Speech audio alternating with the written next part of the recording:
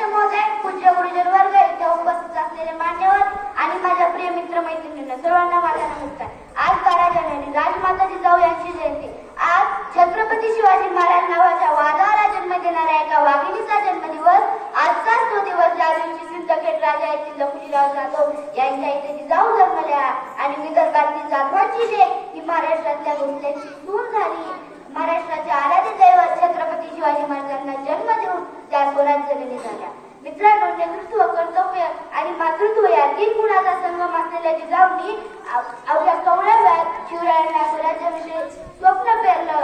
18 पगड जातीचे मावळे आणि जीवाला जीव लावणारे साथीदार सोबत घेऊन महाराजांनी 6 जून 1674 साली राज्याभिषेक केला आणि राजमाता जिजाऊ या स्वराज्यजननी झाल्या.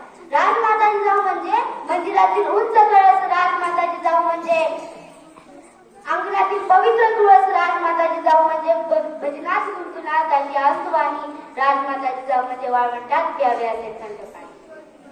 मित्रांनो, ज्यांनी छत्रपती शिवाजी महाराजांना घडविले नाही तर छत्रपती संभाजी महाराज नावाच्या वाघाचा छावा सुद्धा घडविला. आजची सामाजिक राजकीय परिस्थिती पाहून पुन्हा एकदा छत्रपती शिवाजी महाराजांची आपल्याला गरज आहे असे वाटते. असे बोलावेसे वाटते की घडविला तो महाराष्ट्राचा अधविधाता, घडविला तो महाराष्ट्राचा अधविधाता. पुन्हा जन्म घ्यावा जिजाऊ राजमाता, पुन्हा जन्म घ्यावा जिजाऊ राजमाता. तसेच आज स्वामी विवेकानंद यांची पण जयंती आहे. स्वामी विवेकानंद यांचा जन्म 12 जानेवारी 1600